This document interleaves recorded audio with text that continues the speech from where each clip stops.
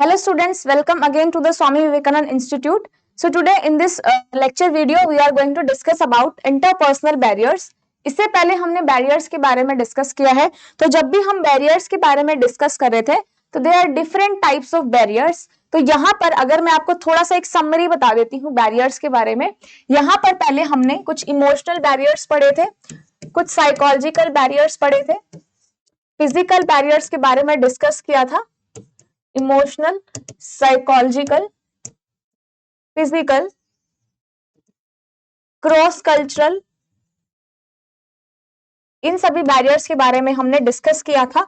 और एक बैरियर और डिस्कस किया था, that is organisational barrier.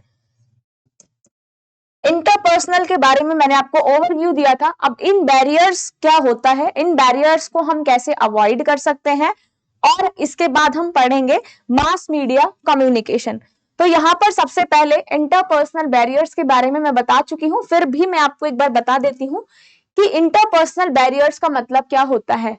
Interpersonal barriers का मतलब होता है जब भी हम इंटरपर्सनल कम्युनिकेशन करते हैं, मतलब आपस में जब हम बातचीत कर रहे हैं, that is interpersonal face to face या लाइव या वन टू वन जब हम इंटरैक्ट करते हैं, दैट इज इंटरपर्सनल बैरियर्स। तो यहाँ पर इंटरपर्सनल बैरियर्स किस वजह से आ सकते हैं, यहाँ पर अगर सेंडर और रिसीवर उनका सेंडर और रिसीवर का same economic level, same educational background, same status है, अच्छा बॉन्डिंग है, तो इसलिए बहुत कम चांसेस है कि वहां पर बैरियर आए। लेकिन अगर वहां पर पर्सन का बैकग्राउंड अलग है, सपोज करो मैं सेंडर हूं, अगर मैं एक अननोन पर्सन से बात कर रही हूँ, मुझे ना उसका एजुकेशनल बैकग्राउंड पता है, ना मेरे साथ उसकी बॉन्डिंग है, he is completely unknown to me, तो मैं क्या करूंगी, यहाँ पर जब भी मैं कम्युनिकेशन करूंगी तो कैसे करूंगी, मुझे तो उसका एजुकेशनल बैकग्राउंड नहीं पता, मुझे तो पता नहीं वो कितना समझेगा, ना मुझे उसका इकोनॉमिक बैकग्राउंड पता, ना मुझे उसका कोई भी बैकग्राउंड नहीं पता। तो इस तरीके के कम्युनिकेशन में क्या है, there is a high chances of the barriers, की इसमें ज्यादा चांसेस रहते हैं कि यहाँ पे बैरियर्स आए। तो इस तरीके के बैरियर्स को अवॉइड करने के लिए हमें क्या करना चाहिए, अपने मैसेज को अच्छे से डिजाइन करना चाहिए, और हमेशा जो मैसेज है वो ऑडियंस फोकस रहना चाहिए कि ऑडियंस का वहां पे बैकग्राउंड कैसा है, ऑडियंस कैसे है, ऑडियंस का एजुकेशनल बैकग्राउंड वहां पर कैसा है, तो तभी हम इन बैरियर्स को अवॉइड कर सकते हैं। दूसरा बैरियर क्या हो सकता है, यहाँ पर दूसरा इंटरपर्सनल कम्युनिकेशन बैरियर कौन सा आ सकता है, अगर वहां पे प्रॉपर चैनल नहीं है, मतलब आपका प्रॉपर मीडियम नहीं है, अगर आप फेस टू फेस इंटरैक्ट नहीं कर रहे हो, आप एक चैनल के द्वारा इंटरैक्ट कर रहे हो, तो उससे क्या होगा, आपका मैसेज जो है वो डिलीवर नहीं हो पाएगा, और that comes under the particular barrier. जैसे मैं बात करूं, अगर मैं कोई मैसेज जो है, अगर मान लो मैं किसी अननोन से बात कर रही हूँ, मुझे क्या देना है, किसी को अपना इंटरव्यू देना है, तो जो ऑर्गेनाइजर है, जो इंटरव्यू कंडक्ट करेगा, मैं उसके लिए कंप्लीटली अननोन हूं और वो भी मुझे नहीं जानता है, तो यहाँ पर माइट भी अगर मैसेज डिलीवर कर रही हूँ तो उसको मैसेज नहीं प्रॉपर पहुंच पा रहा है, कुछ चैनल में डिस्टरबेंस आ गया, तो ये किसकी वजह से हो सकता है, यहाँ पर अगर प्रॉपर चैनल नहीं है तो यहाँ पे बैरियर आ सकते हैं। अगर किसी का बात करने का दिल ही नहीं है तो वो भी एक बैरियर का ही पार्ट है, इंटरपर्सनल बैरियर का ही पार्ट है। There may not be any interest on the part of subordinate to have a dialogue, discussion and interaction with their superior which affect the communication process adversely। अगर मान लो आप एक organisation में बात कर रहे हो और यहाँ पर जो डायरेक्टर है वो अपने एम्प्लॉयज से बात ही नहीं करना चाहता, या फिर वो उसका इंटरेस्ट ही नहीं है, वो मैसेज को नहीं दे पा रहा है, इजिली डिलीवर नहीं कर पा रहा है, तो उससे क्या होगा, यहाँ पे एक इंटरपर्सनल बैरियर्स भी यहाँ पर दोबारा से आ सकते हैं। नाउ लैक ऑफ कॉपरेशन, अगर म्यूचुअल अंडरस्टैंडिंग नहीं है, ठीक है, अगर आपस की बातचीत नहीं है, अच्छे से आपस की बॉन्डिंग नहीं है, तो उससे क्या होगा, यहाँ पर भी आपके बैरियर्स के चांसेस जो है वो आ सकते हैं। बेसिकली कौन से बैरियर, इंटरपर्सनल बैरियर्स। दूसरा आता है लैक ऑफ ट्रस्ट, अगर यहाँ पे आपको ट्रस्ट ही नहीं है तो क्या हो सकता है, यहाँ पर बैरियर्स आ सकते हैं, क्योंकि जब यहाँ पर बॉन्डिंग होनी चाहिए, ट्रस्ट होना चाहिए, जब भी हम एक इफेक्टिव कम्युनिकेशन के बारे में बात करते हैं। अगर पुअर रिलेशनशिप होता है तो उससे क्या होता है, मैसेज अच्छे से डिलीवर नहीं हो पाता, वो भी एक बैरियर का पार्ट है। So a good relationship must develop between superior and subordinate frequently and freely. अगर आप सबऑर्डिनेट या सुपीरियर की बात करते हो तो यहाँ पर क्या होता है, एक अच्छा रिलेशनशिप यहाँ पर होना चाहिए। साथ ही साथ जो है वो ट्रस्ट फैक्टर भी यहाँ पर आता है कि अगर ट्रस्ट है तो आप मैसेज को डिलीवर कर सकते हो अच्छे से और मैसेज इफेक्टिव फॉर्म में वहां पर चला जाएगा। तो इसलिए यहाँ पर एक अच्छा रिलेशनशिप, एक अच्छी रैपॉर्ट बॉन्डिंग हमेशा होनी चाहिए। दूसरा, हमेशा सुपीरियर को सबऑर्डिनेट के बारे में उनके सजेशन को, उनके आइडियाज को अपनाना चाहिए। सो द एम्प्लॉयज और the superior have good listening, यहां पर गुड लिसनिंग स्किल्स हमेशा होनी चाहिए to overcome the problems. Next है, अगर सुपीरियर कुछ बोल रहा है तो अगर सबऑर्डिनेट नहीं समझ पा रहा है तो ये भी एक तरीके का बैरियर है।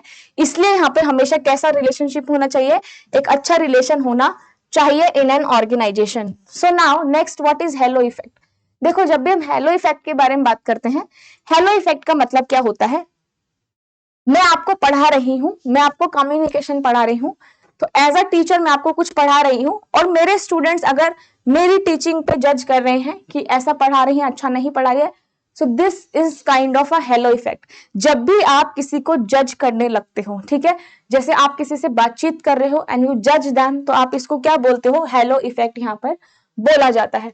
For example, people do not listen carefully because of impression based on earlier encounters। काफी बारी क्या है, जब आप किसी से बातचीत करते हो, आपने देखा होगा कि कोई आपकी बात को बहुत ज्यादा इग्नोर करता है, वो सुनना ही नहीं चाहता है ना, आपकी बातों को सुनना नहीं चाहता है। क्यों नहीं सुनना चाहता, क्योंकि उनके साथ पास्ट में ऐसा माइट भी हो चुका है कि वो इस बात जो आप बात कर रहे हो उससे इरिटेट हो जाए, तो वो भी एक हेलो इफेक्ट है। तो यहाँ पर हेलो इफेक्ट का मतलब क्या होता है, हेलो इफेक्ट क्या है, the tendency to over rate a person based on a single trait. किसी भी पर्सन के सिंगल ट्रेट को लेकर जज करना, जैसे आप किसी की पर्सनालिटी को जज कर लेते हो, है ना, कि वो ऐसा दिख रहा है, उसने ऐसे कपड़े पहन रखे हैं। तो अगर जिस तरीके से आप एक पर्सन को जज करते हो on a particular trait, this effect is known as halo effect. चाहे जैसे मैंने आपको अपना एग्जांपल दिया कि मैं आपको पढ़ा रही हूँ और आप लोग मुझे जज कर रहे हो, तो ये भी एक हेलो इफेक्ट है। अगर आप पर्सनली किसी के अपीयरेंस को जज कर रहे हो, किसी के वर्क को जज कर रहे हो, या फिर उनके जो आपका स्किल्स है उनको जज कर रहे हो, तो that might be part of a halo effect. ठीक है, तो ये हेलो इफेक्ट आ सकता है। For example, judging basis on intelligence, सोशेबिलिटी, communication and appearance. ठीक है, आप एक पर्टिकुलर ट्रेट को लेके किसी को जज कर रहे हो, तो this become a halo effect. Next है judging teacher on its ability to deliver और स्टाइल। ये मैं आपको एग्जांपल बता चुकी हूं। So this kind of example is also known as halo effect. जो आपका ये वाला है कि आप किसी को जज कर रहे हो, जैसे आप किसी की अपीयरेंस को जज करते हो, किसी की कम्युनिकेशन स्किल्स को जज करते हो, किसी की यहाँ पर आप उनके कोई भी फैक्टर को लेके, एक पर्टिकुलर ट्रेट को लेके जज करते हो, तो ये क्या आता है, यहाँ पर हेलो इफेक्ट आता है। नेक्स्ट आता है कंट्रास्ट एरर। ठीक है, कंट्रास्ट एरर का मतलब क्या होता है, our reaction to person is influenced by other person recently encountered, we do not evaluate person in isolation. जैसे आप क्या करते हो, यहाँ पर इंटरव्यू में सिलेक्ट हो जाते हो, ठीक है, जब आपका इंटरव्यू में सिलेक्शन हो जाता है, तो यहाँ पर आप क्या करते हो, देयर इज ओपन क्वेश्चंस। ठीक है, तो यहाँ पे क्या है, आप जब क्वेश्चनिंग करते हैं आपसे, तो आप क्या करते हैं, उसका आंसर करते हैं। तो वहां पर जो एरर्स आते हैं, these are known as contrast errors. Now coming to the some mechanical barriers. अगर मैं मैकेनिकल बैरियर्स की बात करूं, तो मैकेनिकल बैरियर्स आपका इंटरपर्सनल और मास कम्युनिकेशन दोनों में ही आ सकता है। अभी हम मास कम्युनिकेशन या मास मीडिया के बारे में भी डिस्कस करेंगे। तो यहाँ पर अगर मैं मैकेनिकल बैरियर की बात करूं, तो मैकेनिकल बैरियर्स का मतलब क्या होता है, जो भी आपके इक्विपमेंट्स या इंस्ट्रूमेंट्स में आप मैसेज नहीं डिलीवर कर पाते हो, तो उसका मतलब क्या होता है, मैकेनिकल बैरियर्स। तो जो मशीन और इक्विपमेंट है, these can come under channels. ठीक है, तो यहाँ पर चैनल्स में भी क्या आ सकते हैं, बैरियर्स यहाँ पे बहुत सारे आ सकते हैं। जैसे अगर आप किसी ऑफिस में काम कर रहे हो, ठीक है, तो वहां पर क्या है, एक मशीन का बहुत ज्यादा नॉइस आ रहा है, तो बहुत ज्यादा नॉइस आने की वजह से क्या हो सकता है, फिजिकल बैरियर, क्योंकि वहां पे इन्वायरमेंटल बैरियर है। दूसरा, वहां पे मैकेनिकल बैरियर भी आ सकता है।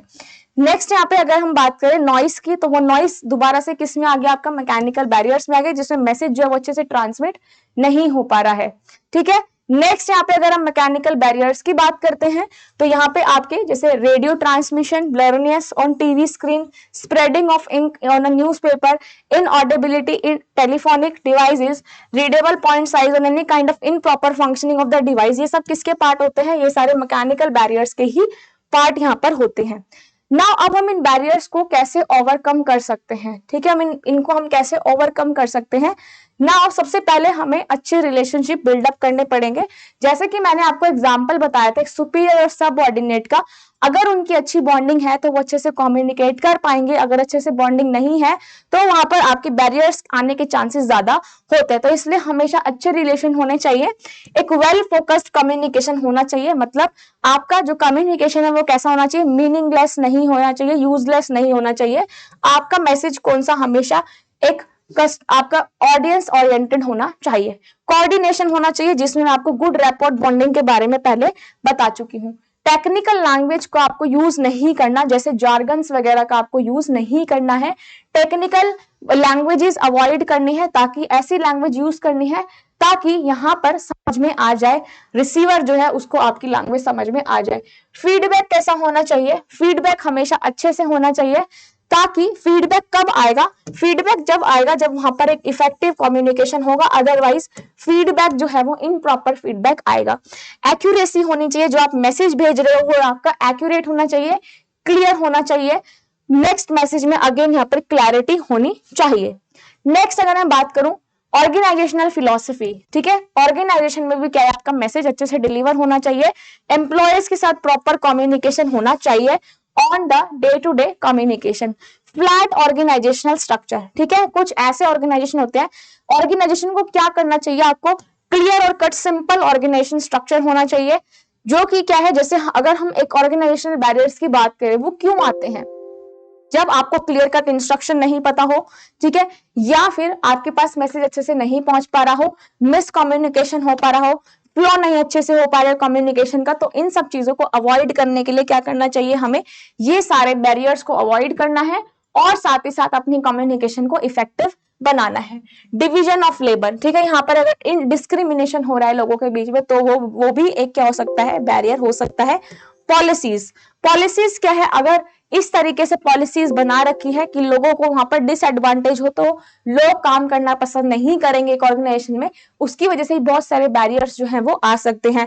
इसलिए हमेशा जो पॉलिसीज है वो फ्लेक्सिबल होनी चाहिए और ऐसी पॉलिसीज बनानी चाहिए जिसको आप इजी इंप्लीमेंट कर सको। दूसरा, जब भी आप कोई भी गोल बना रहे हो, सपोज करो आपके ऑर्गेनाइजेशन ने एक प्रोजेक्ट दिया है, ठीक है, वो प्रोजेक्ट कैसा है? आपको प्रोजेक्ट बनाना है और उसके गोल्स बताए हैं, इंस्ट्रक्शन दी है उसके बारे में, इंप्लीमेंटेशन दिया है, तो वो कैसा होना चाहिए? आपके फ्लेक्सिबल होना चाहिए, ताकि यहाँ पे बैरियर्स ना आए, ठीक है। तो जो नेटवर्क है वो आपका फ्लेक्सिबल होना चाहिए, ताकि यहाँ पर मैसेज जो है वो इजिली पास हो सके। सिमेंटिक प्रॉब्लम्स, मतलब जो आपके टेक्निकल एरियर्स है उनको टेक्निकल बैरियर्स है, टेक्निकल एरर्स है, उनको हमें क्या करना है? अवॉइड करना है, ताकि यहाँ पर आपका किसी भी तरीके के बैरियर्स जो है वो ना आए। जैसे हम क्या करते हैं, मैंने आपको पहले बैरियर्स के बारे में बताया है, जब हमने लिंग्विस्टिक बैरियर्स पढ़ा है, वही ये वाला बैरियर है कि ये सारे बैरियर्स जो है हमें अवॉइड करना चाहिए। प्रॉपर यहाँ पे चैनल्स होने चाहिए, अगर प्रॉपर चैनल नहीं हुआ तो यहाँ पर क्या होगा? मैसेज डिस्टॉर्ट हो सकता है, नॉइस आ सकती है, जिसकी वजह से यहाँ पे प्रॉपर जो मैसेज है वो डिलीवर नहीं हो पाएगा। अगर यहाँ पर आपके पास रिसीवर को प्रॉपर फीडबैक मिला है तो उसकी ड्यूटी है कि यहाँ पे राइट फीडबैक देना, जो भी आपकी सिचुएशन है। अगर if it is an effective communication that receiver, यहाँ पे रिसीवर का राइट होता है तो कि वो प्रॉपर यहाँ पर feedback they. Now next is mass media communication. अब अगर मैं मास मीडिया कम्युनिकेशन की बात करूं, so this is a very important topic from the exam point of view, जहां से आपके असर्शन रीजन में से बहुत सारे क्वेश्चन जो है वो बनते हैं। तो मास मीडिया कम्युनिकेशन के बारे में जब हम पढ़ते हैं तो सबसे पहले मास मीडिया कम्युनिकेशन कैसा होता है? देखो, जब भी हम मास मीडिया कम्युनिकेशन बात कर रहे हैं तो वो क्या होता है? हमेशा ऑडियंस फोकस होता है। वैसे तो आपका जो भी कम्युनिकेशन है बेसिक वाला भी, वो भी सारा ऑडियंस फोकस है, लेकिन अगर मैं मास मीडिया या मास कम्युनिकेशन की बात करूं तो वो कैसा रहता है? आपका ऑडियंस फोकस रहता है। इसलिए यहाँ पर जब भी आप मैसेज डिजाइन कर रहे हो तो वो हमेशा एक स्पेसिफिक होना चाहिए। तो यहाँ पर ऑडियंस फोकस है। अब यहाँ पर ऑडियंस किस किस तरह की आती है? सबसे पहला अगर मैं मास मीडिया की बात करूं तो यहाँ पे ऑडियंस ज्यादा होती है एंड हेट्रोजीनियस। हेट्रोजीनियस का मतलब क्या होता है? डिफरेंट ग्रुप्स के लोग यहाँ पर होते हैं, ठीक है, डिफरेंट डिफरेंट ग्रुप के यहाँ पर लोग आते हैं। तो यहाँ पर आपके पास कैसा होता है? ऑडियंस बड़ा होता है, लार्ज होता है, और यहाँ पर हेट्रोजीनियस होते हैं। Radio and television is assumed to have larger audience in comparison to the newspaper. जैसे रेडियो है, टेलीविजन है, उसमें ऑडियंस ज्यादा होती है as compare to the newspaper. Second यहाँ पे मास मीडिया का आता है, एक सोर्स क्या है यहाँ पर? इंस्टीट्यूशनल और अ ग्रुप ऑफ पीपल, ठीक है। अब यहाँ पर हेट्रोजीनियस ग्रुप है, तो असर्शन रीजन का एक क्वेश्चन आया था मास मीडिया से, उसमें पूछा गया था कि जो ऑडियंस है वो होमोजीनियस होती है या फिर हेट्रोजीनियस होती है। तो आप यहाँ पे क्या लिखोगे? हेट्रोजीनियस, बिकॉज ऑडियंस जो है वो अलग अलग ग्रुप की यहाँ पर आती है। तीसरा यहाँ पर क्या है? कुछ ऐसे मैकेनिज्म मिलते हैं जो कि क्या करता है? इंफॉर्मेशन को रिप्रोड्यूस करने से यूज किए जाते हैं, ठीक है। जैसे क्या है? मास मीडिया में आप क्या कर रहे हो? ऑडियंस को अपना मैसेज डिलीवर कर रहे हो, तो वो ऑडियंस फोकस जनरली यहाँ पर रहता है, ठीक है। मास मीडिया को हम मीडिएटेड कम्युनिकेशन भी बोलते हैं, ठीक है। क्या बोलते हैं? मीडिएटेड या फिर मास कम्युनिकेशन या फिर मास मीडिया कम्युनिकेशन भी बोलते हैं, जो कि एक ऑडियंस फोकस रहती है, इसलिए इसको मास बोला गया है। मास का मतलब क्या है? बहुत ज्यादा, जिसमें ऑडियंस बहुत ज्यादा हो, इसलिए हम इसको यहाँ पे मास कम्युनिकेशन भी बोलते हैं। नेक्स्ट यहाँ पे चैनल्स जो है वो कौन से होते हैं? मास मीडिया होता है। यहाँ पर आप मैकेनिकल डिवाइसेस का यूज कर सकते हो, जैसे आप क्या कर रहे हो? यहाँ पर आपका रेडियो है, टीवी है, न्यूज़पेपर है, मैगजीन्स है, फिल्म्स है, इलेक्ट्रॉनिक और प्रिंटेड मीडिया यहाँ पर आ सकता है। जैसे आप न्यूज देखते हो टेलीविजन में, तो वो क्या है? एक मास मीडिया है, बहुत सारे लोगों पे जा रहा है, ऑडियंस कैसी है? बहुत ज्यादा है, ठीक है। तो ये आता है आपका मास कम्युनिकेशन में। दूसरा, हर एक मीडियम के आपका एडवांटेज और डिसएडवांटेज है depending upon the media you are using. जैसे आप टेलीविजन यूज कर रहे हो, वो एक ऑडियंस फोकस है, ठीक है। रेडियो यूज कर रहे हो, वो भी एक ऑडियंस फोकस है, लेकिन वो इतना इफेक्टिव नहीं है जितना आप पब्लिकली यहाँ पर अपना मैसेज को डिलीवर करते हो। और फंक्शन क्या होते हैं मास कम्युनिकेशन के? सबसे पहला यहाँ पे surveillance of the environment media. जब भी हम मास कम्युनिकेशन की बात करते हैं तो सबसे पहले हम देखते हैं कि इन्वायरमेंट कैसा है। अगेन यहाँ पर किसको चेक करते हैं हम?